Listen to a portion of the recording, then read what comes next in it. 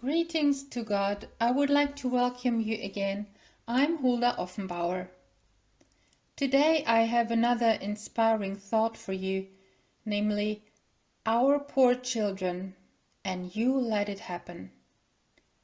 I would like to take you on the journey of a little child's soul, to the moment when it comes into this world. What happens here to this little, tender, unspoiled child's soul? Let's start at the moment of birth. What happens there nowadays? Women are in a delivery room with bright lights. It's cold there. Maybe there are other women screaming in the next room. Now the child comes out of the warmth, where it was just safe and well cared for, into this cold room with glaring light. What a shock for this poor little child. Did you know that in the past it was common for women to give birth in dark chambers because this light is so violent for the newborns? And what happens then? The umbilical cord is cut, much too early of course, because normally it stops pulsating by itself, and only then it is allowed to be cut. Perhaps the baby is also slapped on the butt, so to say beaten, because it doesn't cry out right away. Then it is taken away from the mother because it has to be cleaned and so on, and only after that it comes back to the mother. Now this is completely wrong. The very first thing that should be done is that the child should be put on its mother's chest right away, where it can hear the heartbeat that it has heard for 9 months and feel secure. In reality, however, a lot goes wrong here. Then it goes on. The child is educated. It is pulled into a certain direction, where it does not want to go, where often not at all its determination lies for which this being came on this world. This is education. What do you want? One wants to have a child of whom one can be proud and say, I have such good and clever children. But you know, good and clever children are broken children. Also, children enter the nursery way too early, much too early, which is a crime anyway, because you hand over the responsibility for your child to strangers who have nothing to do with your family. Kindergarten also starts much too early. The children are separated from their mothers. They often scream when they are brought, and the nursery aunts have to hold the children back when the mother leaves.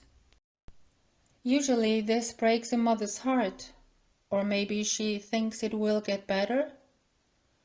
But what damage does this little creature suffer to its soul when its mommy leaves, who is its protection after all, and it is now alone in a strange environment? It is a shock. And what happens then at school? Learn drill, obedience, and bullshit. They have to suppress their personal needs. You know, a child has an urge to move. It wants to move. But it has to sit still for many hours. These are broken children who are not allowed to move. They are not allowed to eat or go to the toilet when they want or need to. How sick is it that you have to ask if you can go to the bathroom? And what is happening in schools now with the smurfing, testing, and mask wearing is even worse. It's horrible. Our poor children. And then they come into our society as a broken child, as a re-educated child, no longer knowing who he is himself or what he really wants. But they still have to make their career choice at the age of 14. That's why many choose any profession their parents give them and are unhappy all their lives. So this poor child's soul goes on.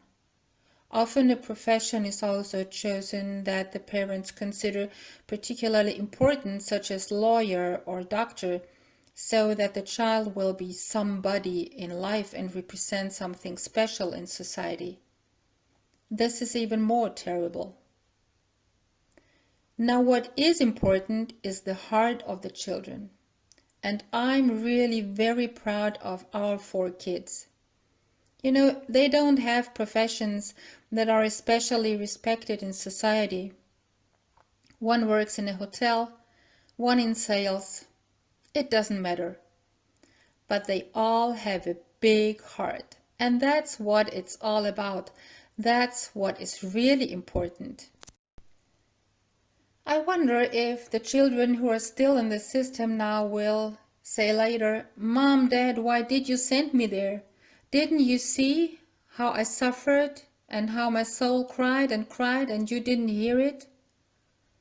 We must be aware of this great responsibility we have, because children have been entrusted to us. It is the most precious possession that our Father Mother has entrusted to us. We will have to give an account for it, and we cannot make excuses that we had to do it. No, that is a lie. My husband and I would have had definitely taken our children out of this school system, so that one time in future our kids can't blame us. We can, of course, do that. You can homeschool your kids today, and there are so many options and networks already. At some point the system will break down anyway, that is already visible. The systems will break down. That's probe time. We read in 2 Peter 3:10. The heavens will pass away with a mighty noise. The heavens means the kingdom of darkness. It will pass away. It will be no more. And further, the earth and the works that are in it will be consumed in fire and will be found no more. We are in the transitional phase to the new world and must now find interim solutions. After that, the children will be taught quite differently anyway. There are already groups today where the children are prepared for life, where they learn, for example, how to plant a garden or how to have a good friendship. The differences between men and women are shown and how to deal with them. Wisdom of life is taught there. We must now do the right thing for our children in the sense of God, because they have it in for our children. We see that and we know that. The smurfing is to make it impossible to have children in future, and the others want to subjugate them and use them for themselves.